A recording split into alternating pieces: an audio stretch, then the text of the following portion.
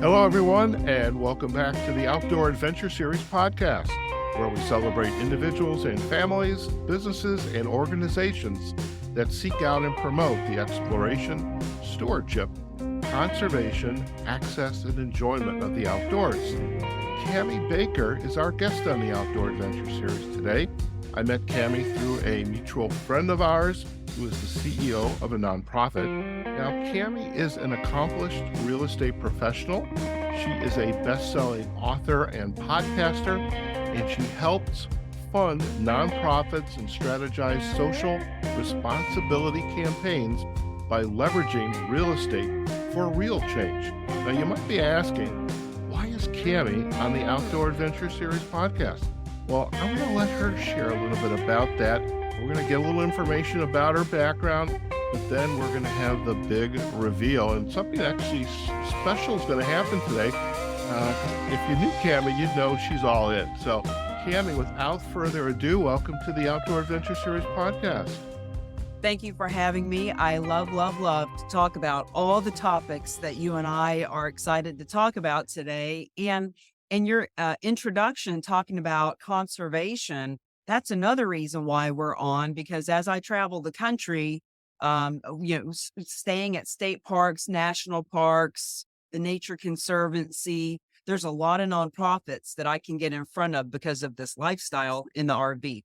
I love that. I really am anxious to unpack that too. And in some ways also, I'm a little envious because you're doing something I kind of want to do, or it's been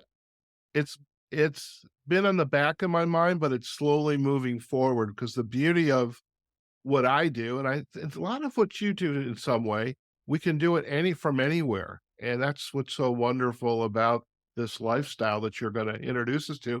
Before we do that, I mean, you have been in the real estate space. I know you have been on TV, uh, and you are, by the way, kind of like our mutual friend, kind of like a force of nature. If anybody's ever met Cami before, you will know that. But if you could share a little bit about your background, just to give folks some context, and then we're going to have the big reveal.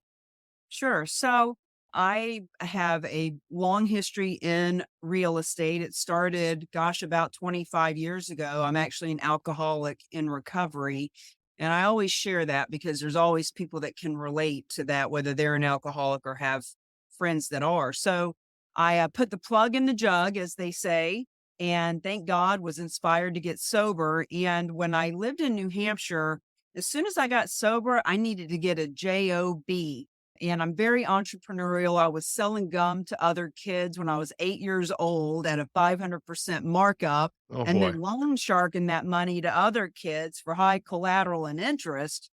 But but the alcoholism took its toll on me, and I wasn't being entrepreneurial at the time. So I got sober and I got a job at a real estate office. Mhm. And long story short, I've got 15, 18 years of real estate experience, and not just sitting around doing open houses, but door knocking and cold calling. I was taught by some of the best in the industry how to prospect, how to go look for business. And during that real estate time, I bought my dream car. It's a 64 and a half Mustang convertible. No, I don't have it anymore, but boy, did I love that car. And we did car shows and parades, which led to social responsibility, donating the proceeds from these car shows to nonprofits. So with all that kind of background of real estate experience and nonprofit experience, about 4 years ago, I learned about this bizarre, unheard of, untapped niche of charitable real estate, Mm. and that nonprofits can get funded from gifts of real estate. So pandemic happened. My first book, Mingled to Millions, and all our speaking engagements and helping nonprofits with regular, typical fundraisers, etc. All that was canceled. So I delved into charitable gifting of real estate. And now 3 years later, I've become quite the expert at teaching nonprofits how to get funded this way, teaching realtors how to list donations of real estate. And the book, Real Estate is Hot, Fundraising is Not, has been published for about a year. We've got 6-foot images on both sides of the RV that I'm in right now. Oh my God. And you just did the reveal. So thank you for that. The the charitable giving of real estate, I think that's very interesting. And when again our mutual friend invited me onto a webinar that you were hosting with her, and it's like, wow, because I'm a member of a not a nonprofit. I coach as a volunteer in a nonprofit. God bless them. They do a wonderful job. They have a real impact in the work they do back in Chicago. When they send out their emails or they're doing update on their blogs in big, bold, button-like experience, there's a button, "Please donate to us." And then towards the end of the year, we're looking to make our numbers. If you can see fit to donate some money, that'd be great. And it's just like clockwork, year after year after year. And I love this idea of this charitable giving of real estate because, and I think like you shared, the nonprofits just don't understand that's a possibility for them. Well, I'm so glad that you bring up the big button because the fact is there's 1.5 million nonprofits in the United States alone, and every single one of them has their big donate button. And when you click on it, you put in your credit card information, and 2 days later, they get your cash. Mhm. And it's called credit card processing. And the nonprofits themselves don't process credit cards. They have a third party that does that when you click on that button. So, what we've created is the second button right next to donate that takes cash and credit cards. Second button, donate real estate. And friends, we are not delusional. We do not believe that every person is going to donate real estate or even many people, but $9 billion a year does make its way to nonprofits that way. And when we have the second button and people are curious and they click on it and they learn about it, you never know who's going to share that information. And when one gift of real estate brings in an average of $600,000, you don't need everybody to do it. 1 out of 1,000, 1 out of 10,000 people that come to your website. But the fact is, no one's ever going to do it if you don't put that second button and just educate them. I love that. And again, the nonprofit that I was speaking about, they're in a very, I mean, they're very efficient, and their board ensures that they remain very efficient and agile. And but I could imagine just one donation would cover their needs for a couple years. Well, And that's exactly right. And I'm sure that they are very sophisticated and savvy and educated in what they do. And what Mhm. I'm 100,000% sure about, they don't know how this works. Yeah, Because in the last 3 years, we meet people all the time, 40, 50 years of experience in real estate, in fundraising, and running nonprofits. And the fact is, 99.9% of nonprofits not only don't ask for real estate, but they turn it down when it's offered right. because they have ideas of it being risky and scary. And what if the property's contaminated? And what if it doesn't sell? And what if? And what we want you to know is none of that matters. We have a way for the real estate to be processed just like a credit card. When somebody clicks on that donate button, the executive director of that nonprofit doesn't have to sit back and wonder, what if they can make their payment? What is the interest rate? How much can they afford?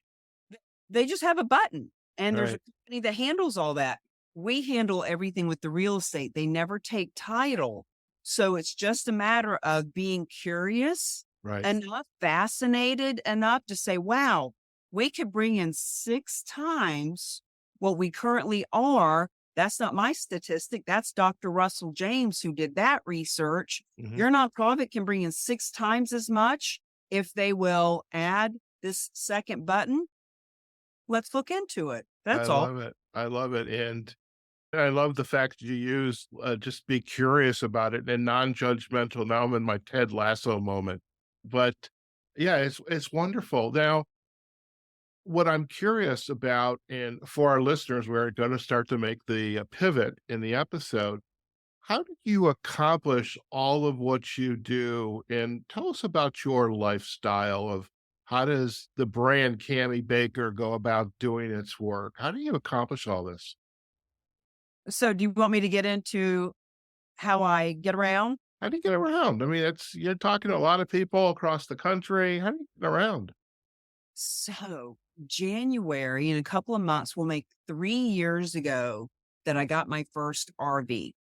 Okay. And I was super passionate about finding the right RV, and I was searching, searching, searching on Facebook Marketplace and all over the place. So I got on the road in January with my first rig. And friends, you can get on the road for 10,000 or less with an RV. I got a motorcycle hauler put on the back for a couple $100. I got my first scooter for $900 and I got on the road. And you just figure things out as you go along. I had never driven an RV. I have a Class C 30-foot.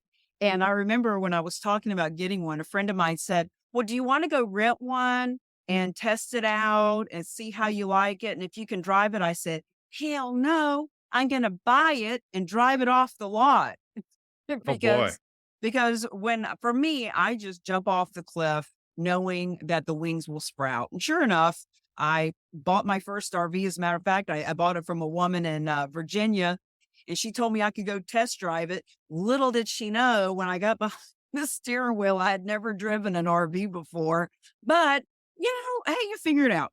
So been on the road for 3 years. And the beauty of being on the road is that I can go to those state parks, national parks.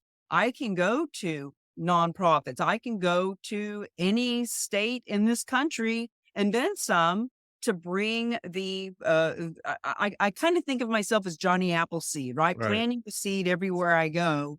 And as long as you have internet, it doesn't really matter where you are anymore I in love this that. business world. Yeah. I love and that's what gets me thinking about this lifestyle now. And I love the fact that you like, I'm just gonna go do it because I was just having a conversation with a coaching client, and we were chatting about the difference between ready, aim, fire, fire, ready, aim, and then ready, ready, ready, ready. I don't think you ever fire. So you are definitely a fire and then ready, aim, or aim then, but fire is on top. But so I love the fact that you are that type of person. I am not. I have to do a little bit of research once and I'm used to doing research, and it bugs me when people don't ask questions because they want everybody to tell them the answers. And I believe in research, but when did you decide I want to do this? How did that happen? I call it shoot the gun and worry about where the bullet goes after. I Um, I'm gonna use that from now on. I'm gonna use that from now on. and everybody's personality is so different. There's actually something I have been studying for the last 3 years called human design, which is a whole different conversation, but it's literally in my DNA to take action and to do versus I call it, there's a difference between ignorance on fire Mhm. and knowledge on ice. Sometimes people are so smart, they're so analytical, they're so researched, and up here they're really smart, but they're on ice, they're not doing anything. Mhm. And then there are those of us who are ignorance on fire, meaning I was totally ignorant about how to live in an RV, but I was on fire to do it. So Mhm. I just did it. Now, I started watching videos, and I had a camper many years ago Okay. for a short period of time, and I wanted to get on the road. And I'll tell you what happened. Back during the pandemic, I saw a woman that I kind of know. She's kind of a friend. I've met her a couple times. And I saw a Facebook Live, and she was driving her Class C RV. She was at a gas station, and she was kind of joking that people see her get out of this RV and they're asking her, "Well, where's your husband? Where's Right. your travel partner?" And she's like, "I'm a woman. I can drive my own RV and I don't need a man." And I was like, "Yeah, what am I waiting on?"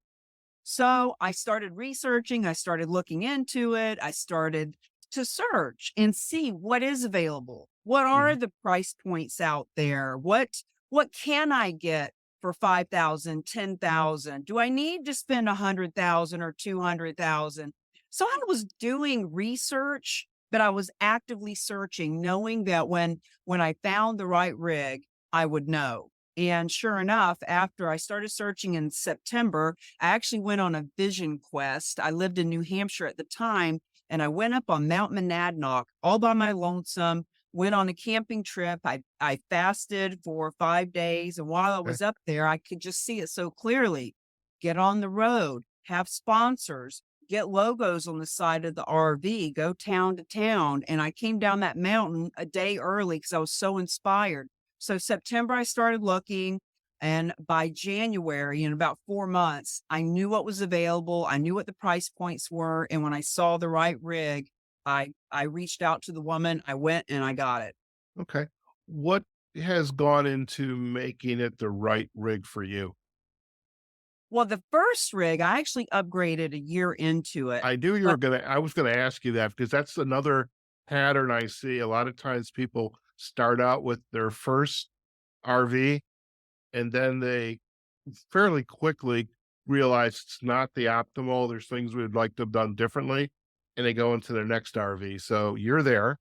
well, interestingly, I get attached to inanimate objects more than I do people. And I actually really, really, really miss my first RV. When I got my first RV, my team said, well, you got to give it a name. Give it a name, yeah. And my partner said, you got to give it a guy name so that you can say to people you're traveling with your guy.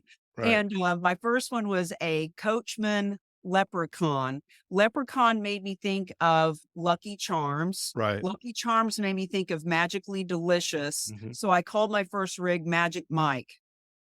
I And love it. a friend of mine said, Mike, like microphone, because I'm a speaker. I said, yeah, that's it. Magic Mike, MIC. So my first rig was Magic Mike. And really, the reason that I upgraded it, it was a 20-year-old rig. The inside was immaculate and perfect, but it was 20-year-old perfect. So it was Right. dated, which was okay.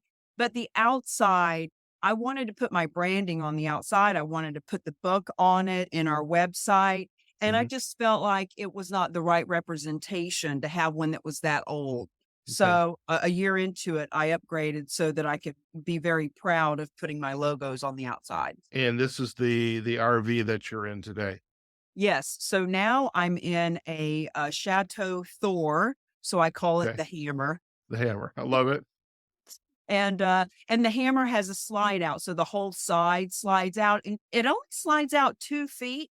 Yeah. But man, what a difference. Just 2 feet makes all the difference in the world. So I'm traveling on my own. It's perfect for one person. I did have a guy with me for about 15 months. It's really crowded when you get two adults and all their Right. stuff and a dog. But just by myself, it is heaven on wheels. Everything in here, and I'm happy to show you around. I'm peace signs, I'm hippie. I've got peace signs and the teal color and Christmas lights, and dream catchers. And I just feel like this my nest. I love it. And I bring my nest everywhere. Can't tell you how great it is to have your bed, your bathroom, and your refrigerator and microwave everywhere you go. I never have to worry about having to go to the bathroom or wanting to take a nap or being hungry and being in the middle of nowhere. I have everything right here. I love it. Do you have a home base? Nope. Okay. I don't even have a storage unit because I thought, God bless you. I have to stop you. God bless you. And our mutual friend, and I lament to her a lot, is the $300 a month storage payment that I haven't seen the inside. I see it occasionally, but in rent, I'm paying rent for 3 years now, and I could have done a lot of things with that money, and so my goal now is to get rid of that storage unit. But I love the fact you don't have a storage unit. What happens with the mail? I mean, a lot of the stuff we get is all on the internet, documents back and forth. What do you do about mail, things like that? that is truly the only challenge. And just to say about the storage unit, my mindset was I'm going to pay $100 or $200 a month, $2,400 a year to keep a bunch of stuff that when I go back to it, it's outdated, it's old, it's something Mhm. that I could have. So I'm like, I don't want to go back and spend $2,400 to keep a bunch of stuff when I could just buy new if I need it. I Number one. love it. I'm actually I came to the realization I got rid of all my furniture before I moved from Chicago to Las Vegas, except for like a TV and the stand. I'm like, they're 3 years old, or actually more because I had them in Chicago. I'm just gonna get rid of it, and I'm gonna get rid of almost all of my books. Like, when I do podcasts now, "Oh, can we send you a book?" "Yeah, that's very nice." Electronic would be preferred. I don't want a book anymore. Let me tell you something. This is a great excuse to not be burdened and saddled with a bunch of that stuff. Yeah, When somebody, because I have a book, right? A lot of times people say, well, let's swap books. I'll give you mine, you give me yours. And I tell them, I just, in the rig, I don't have a lot of room. I have to be very particular because when I bring something in, something else has got to go. I love And it. so it keeps me from getting a bunch of stuff that I don't want. But when I first got in the rig, at first I was thinking, oh my God, my birth certificate, my social security card, like everything I own is right here. What if I wreck it and everything goes all over the highway? What if it catches on fire? What if somebody steals it? And at first I was a little worried about that kind of stuff. But the world is so digital now Mhm. that sometimes I think, huh, what if it did catch on fire? I could get all new clothes. So, but when it comes to mail and when it comes to domicile, Right, because if you don't have a house right, and you don't have an address, you can't have a driver's license right. and you can't register your vehicle. So I did do the research while I was looking, and the top three states to domicile in for a lot of reasons. Like, for example, when you think about it, so when I was in New Hampshire, every 12 months, not only did I have to re register my vehicle, but I had to get it inspected. Mhm. So if I was still domiciling in New Hampshire, I would literally have to drive back to that state every year to get the vehicle inspected. So when you're thinking about where you're going to domicile, all this stuff comes into play, not just state tax and like a driver's license in Florida. When I do renew it, I can do it through the mail versus Mm. having to go in, that sort of thing. So Florida, Texas, and one of the Dakotas are the best for lots of different reasons. I've heard that, yeah. And I chose Florida because I was born in Florida. I feel comfortable in Florida. Florida is my home state in Okay, general. So I have there's a group called escapees, like right, escaping the norm, escapees. They've been around for 40, 50 years. There's tens of thousands of people that do this right. and have since the 50s, I guess. And so you can get a membership with them and you can domicile and have a post office box, basically. So I have a post office box in Bushnell, Florida, that my driver's license, my rig, if I were to vote, blah, blah, blah, all goes through there. And one day somebody, I don't remember where I was at, but I was showing my driver's license for something. They said, "Oh, Bushnell, where's that?" I said, "I don't know. Never been there." I love it. Now, if you have to get your mail, are you do you have a service that goes into the post office box and then they send it to Well, you? so that's what this is. Okay, So it's not a box that I go visit. I've never even been to this address. It's right. been 3 years. But I just sent him an email. Hey, can you forward my mail one time to XYZ address? As a matter of fact, I'm waiting on my mail right now to come to the post office. So I can have it sent to the RV park I'm at. I can have it sent general delivery to the post office box locally. As far as Amazon, Amazon has lockers Right. now. So, like, don't let any of these little people will let stuff like that hold them up. So, what I want to say to you and everyone is I hear it all the time.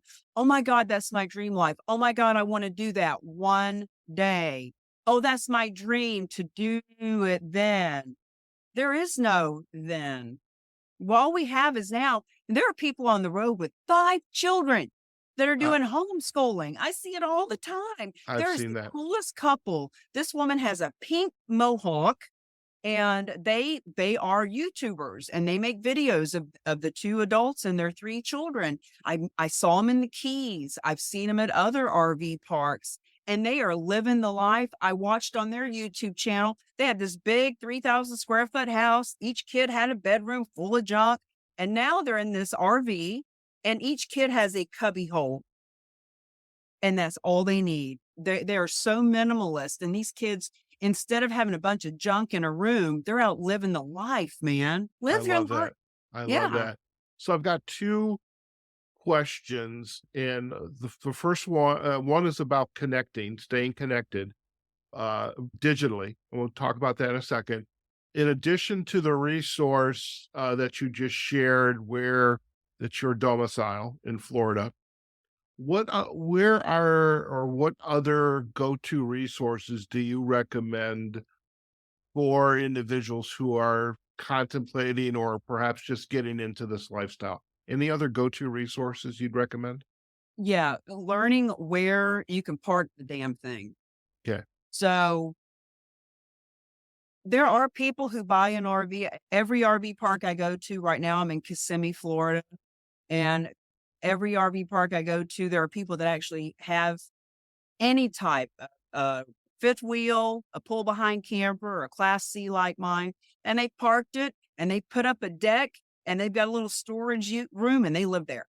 I didn't buy my rig to just park it and live there. Mhm. So learn about the different RV memberships. Okay. And the one that I have is called Thousand Trails. Now, Okay. there's a lot of different memberships, like, for example, Boondockers Welcome and Harvest Host, which have both come together and they're one membership now. Boondocking is when you park in your friend's driveway, or park in the Walmart parking lot, or go Mhm. out on the land in the middle of nowhere and don't have BLM land, uh, yeah. That's so how I got started in a car camping, so I need to get a bigger vehicle, but so Boondockers Welcome is full of thousands of people nationwide who love the RV lifestyle, and they have extra room in their driveway, or they have extra space in their yard. And Harvest Host is golf courses and museums and businesses that will let you stay for 1 to 3 or 4 nights, usually 1 or 2 nights maximum. Just kind of as you're passing through, you stay there for free. They would like for you to come in and have lunch or buy a bottle of wine if it's a winery or what have you. But those are great resources for just a 1 to 3 night as you're traveling through. But Thousand Trails for me has been fabulous because I paid one fee 2 years ago for their biggest package, and they've got 4, 5, 6 different packages. I reach out to me and I can help you with it. okay. But the biggest package, I can stay 21 days at a time, and then and I can go park to park to park. So there are 40 of these parks in Florida. So once I paid my fee one time, I now live rent free for the rest of my life, and I can sell that membership when I'm done with it. So this is a one-time fee or an annual fee? It's a one-time bulk fee for the membership. There is an annual fee to keep it active, Sure. which turns into about $100 a month for what I have. But for $100 a month, I'm I, uh living I'm living in Orlando for $100 a month. I am totally into living rent-free. I love that.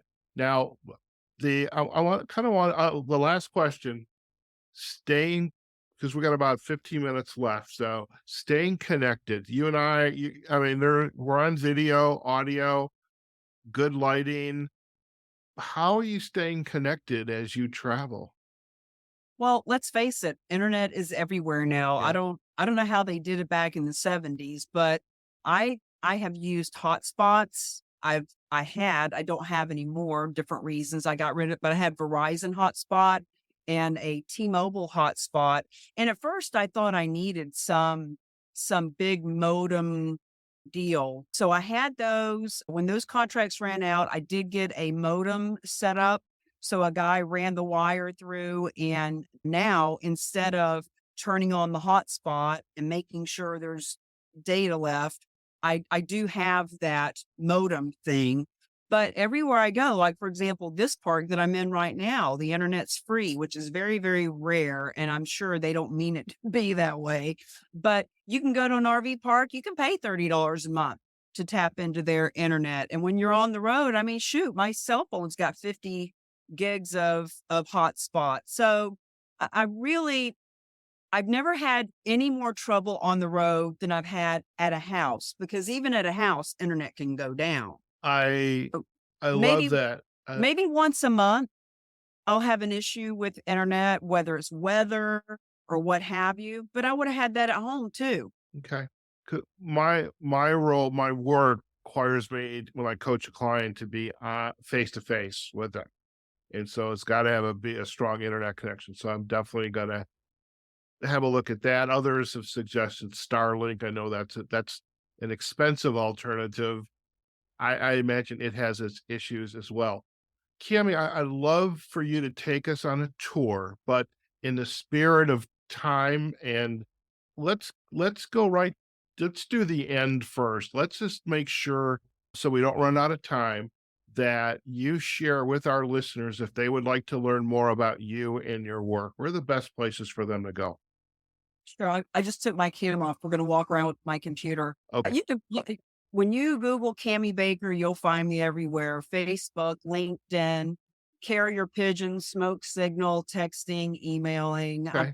I'm pretty easy to find. And The Rock, our organization is called the Real Agents of Change. Okay. So we spell The Rock, RAOC, TheRAOC.com. Reach out to us. And we will definitely provide all those backlinks in our show notes.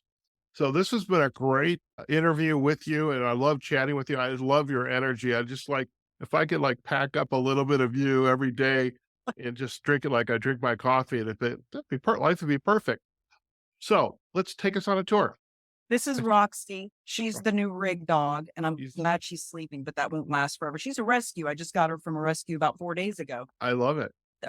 So this is my rig, and as you can see, I like words even Yeah. more than pictures. So I put the words up top. This is what we call the attic. Yeah. Carry up there. And this is where I do my driving. So I put the little blanket there to keep the AC in. Okay. But So your unit has a functioning AC unit. Are you running any solar? I don't really feel comfortable like going out in the middle of nowhere and just parking in the middle of nowhere. I like being where people are. And Gotcha. because of that, I don't really need. Okay. So I have a full bathroom, nice big Oh, shower. wow. Yeah. So ladies, you can Oh, put all your jewelry and something like that and hang it oh on the my wall, God. all my piece stuff. This is where the magic never happens anymore. And with my dog, by the way, I've got these stairs so she Great. can go up, and then we've got a kennel, a big kennel that packs over there. Now, because this is a slide out, when I pull the slide in, I'll have to move her kennel. Right. But let me show you the outside. Okay.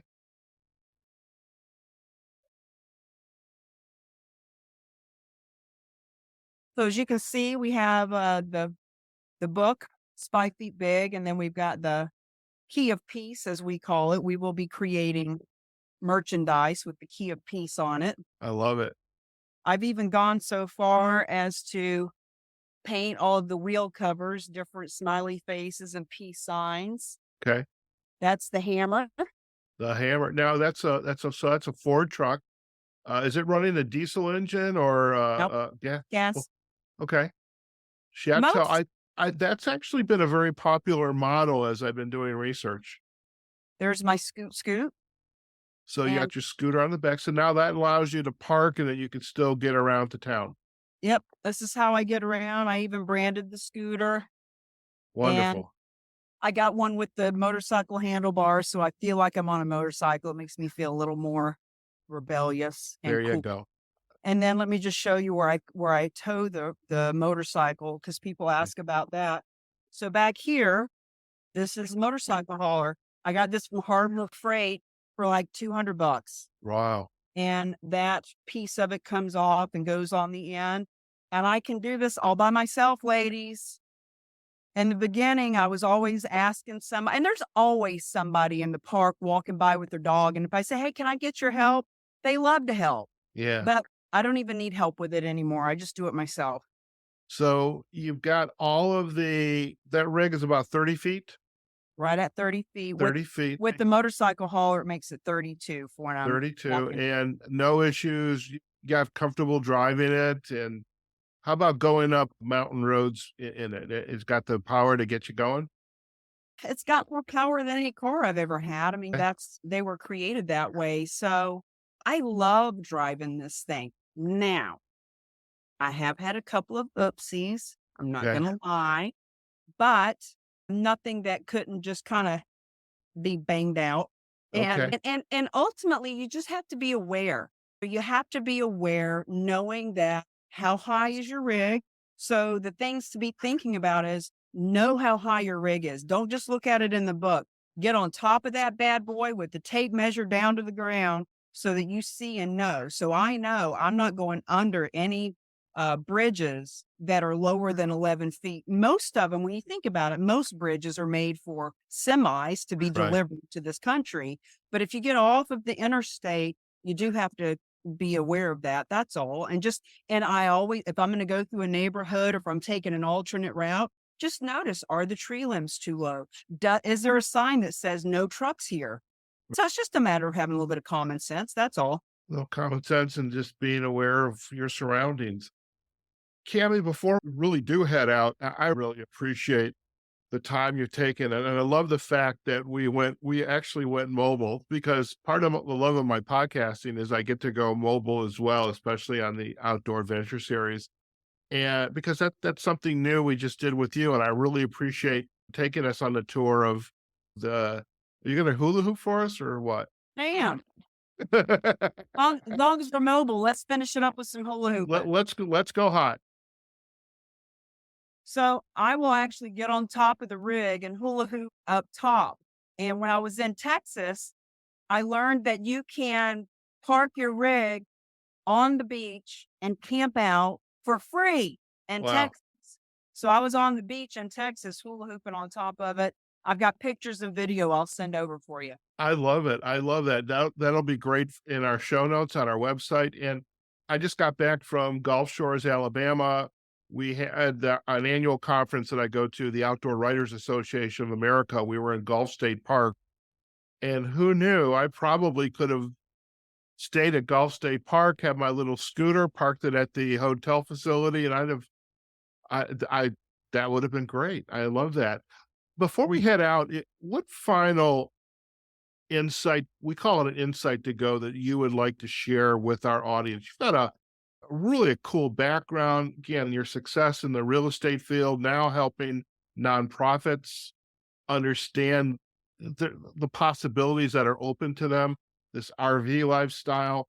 Again, you're like the Energizer Bunny, and and I love it because it's very infectious. But there's folks like me take a little time, or I don't know. But what advice would you give to our listeners, insight about before we leave today? What kind of parting insight would you like to share with them? I know that 95% of people don't have the just do it in their DNA. They just don't. And that's okay. You want to honor who you are. If you need to do research, then do your research. But there comes a point where, are you doing research because you're scared of taking action? Or are you doing research to learn? Because what you learned, look, I already told you today, you can get your rig for less than 10 grand, go on Marketplace and start learning what's available. You can get a membership and actually live rent free for the rest of your life if you really want to do that. You can, for $200, put a motorcycle hauler on the back and you can get a used scooter for less than $1,000. Like there comes a point where you have to think to yourself, do I want to keep talking about what I'm going to do?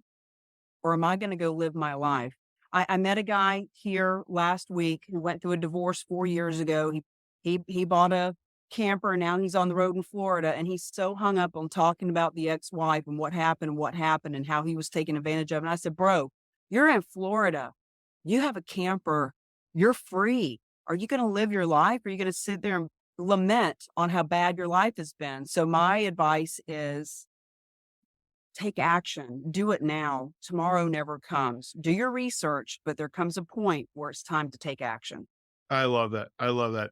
Cami, it's been a pleasure to have you on the Outdoor Adventure Series podcast. And I knew when I had attended the webinar with our mutual friend and she said she lives in an RV. And I'm like, really? And I'm so glad you were open to being on this podcast. I have a feeling you'd be open to being on anybody's podcast for that matter, because it's just great. The energy and the work that you're doing is definitely having a great impact. And I love you're living your best life. So thank you again. It's been wonderful. And I hope we do get an opportunity to cross paths, whether it's in an RV park or breaking bread somewhere. So it's been a pleasure to have you, and thank you. Same here. Thanks for having me. Bye-bye, everybody. All right. Listen, stay on the line. We're going to do a quick close and you and I can have a final chat. Sure. All right, folks. We have just been chatting with Cami Baker. What a wonderful opportunity to chat with here on the Outdoor Adventure Series podcast. And we hope you enjoyed this episode. First off, learning about her work in the area of real estate and really helping the organizations and nonprofits essentially fund their social responsibility, their community development, the services they're providing through the use of donating real estate. And just a wonderful model that I think and I hope folks will be interested in exploring more about, and definitely will take advantage of visiting Cami's websites, camibaker.com and the website, theraoc.com. And we'll provide all those backlinks to LinkedIn, to YouTube, Facebook, and Twitter. You also have links to Cami's 2 podcasts. As for us, definitely the information Cami shared about the RV lifestyle. I mean, where do I begin? I probably would be repeating the episode if I go through all the highlights. So we'll have those up on our show notes. She gave us some great hints and places to go to help you through this planning and execution process if this is a lifestyle you're interested in. As for us, again, find us on our website, outdooradventureseries.com. We're also on Facebook, LinkedIn, on our Outdoor Adventure Series pages, and we are on YouTube, as well as all of the major podcasting platforms. Okay, folks, wherever you are, whatever you're doing, go out there, have a phenomenal day, and we will see you on a future episode of the Outdoor Adventure Series podcast. Take care now.